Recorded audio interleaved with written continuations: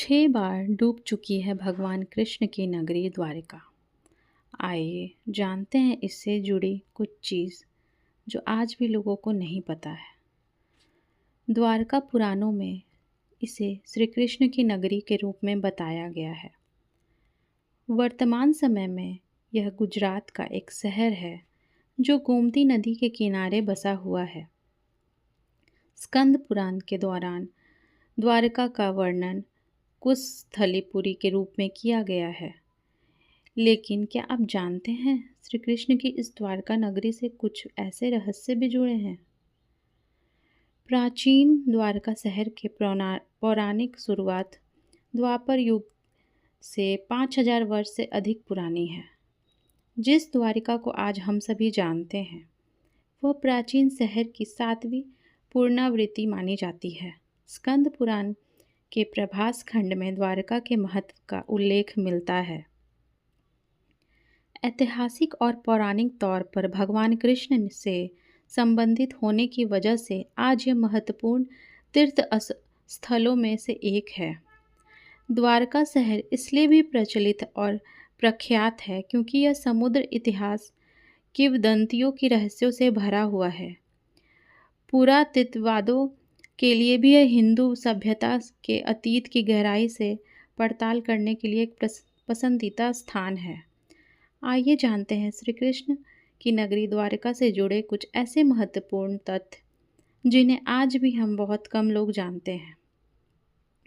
स्कंद पुराण के प्रभास खंड के द्वारका के महत्व का उल्लेख मिलता है। देवभूमि द्वारका में द्वारकाधीश के मंदिर को त्रिलोक सुंदर या जगत मंदिर भी कहा जाता है। ऐसा माना जाता है कि पृथ्वी पर रहते हुए श्री कृष्ण के पास जो 16 कलाएं या दिव्य शक्ति थीं, उन्हें द्वारका कृष्ण की मूर्ति में शामिल किया था। ऐसा माना जाता है कि कृष्ण रस से सरोवर मीराबाई द्वारका ने भगवान कृष्ण की मूर्ति में ही समा गई थी। द्वारका और सुदूर कर्नाटक के शहर उडुपी के बीच एक अलौकिक बंधन है। ऐसा कहा जाता है कि उडुपी में स्थित कृष्ण की मूर्ति की उत्पत्ति द्वारका में हुई थी और जादुई तरीके से वह समुद्र पार करके उडुपी पहुंची, जहां माधवाचार्य ने निर्माण किया था। द्वारकाधीश मंदिर में सभी अनुष्ठान और पूजा गुगली ब्राह्मणों द्वारा की जाती है। किंवदंती है कि भगवान कृष्ण व्यक्तिगत रूप से गुगली ब्राह्मणों को एक पवित्र अनुष्ठान या समारोह को संपन्न करने के लिए स्वयं द्वारका लाए थे। जिस द्वारिका को आज हम सभी जानते हैं वो प्राचीन शहर की 7वीं पुनरावृत्ति मानी जाती है। ऐसा माना जाता है कि श्री कृष्ण द्वारा स्थापित प्राचीन शहर सहित द्वारिका 6 बार समुद्र में डूब गई थी। कृष्ण के पोते व्रजनाभ को द्वारकाधीश मंदिर के इस मॉडल के निर्माण का श्रेय दिया जाता है। स्कूबा डाइवर्स बेट द्वारिका, जिसे शंकराधोर भी कहा जाता है, के मेरेन नेशनल पार्क को बहुत पसंद करते हैं। लोग इसे घूमने आना बहुत पसंद करते हैं क्योंकि यह एक पानी में समुद्री जीवन की विविधता पाई जा सकती है। समुद्री जीवन की मूंगा चट्टानों की प्रचुरता के कारण समुद्र के नीचे की दुनिया बहुत आकर्षक है। द्वारका नगरी के समुद्र में डूबने का मुख्य कारण गंधारी का श्राप माना जाता है, जिनके पुत्र का महाभारत युद्ध में नाश हुआ था। कथा के अनुसार महाभारत के समाप्त होने के बाद गंधारी ने भगवान कृष्ण को श्राप दिया था कि उनका पूरा कुल समाप्त हो जाएगा और उनकी द्वारका नगरी भी नष्ट हो जाएगी।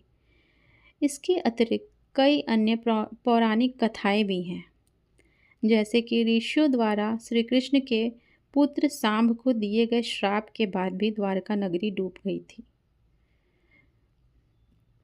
श्री कृष्ण के पुत्र सांब को कुछ ऋषियों ने श्राप दिया था। इस श्राप के कारण भी द्वारका का विनाश हुआ था। कृष्ण के भौतिक शरीर के त्याग के बाद एक मान्यता के अनुसार जिस दिन कृष्ण ने 125 वर्ष की आयु में पृथ्वी छोड़कर आध्यात्मिक दुनिया में प्रवेश किया। उसी दिन द्वारका नगरी समुद्र में डूब गई थी। कली युग की शुरुआत भी इसी घटना से मानी जाती है।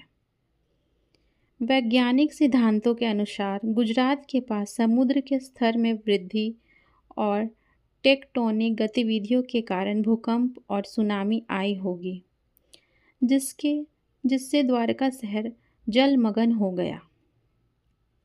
समुद्र तल के द्वारका के प्राचीन अवशेष जैसे कि इंजीनियरिंग संरचनाएं और जल निकासी प्रणालियां इस बात की पुष्टि करते हैं कि यह एक वास्तविक शहर था जो समुद्र में डूब गया।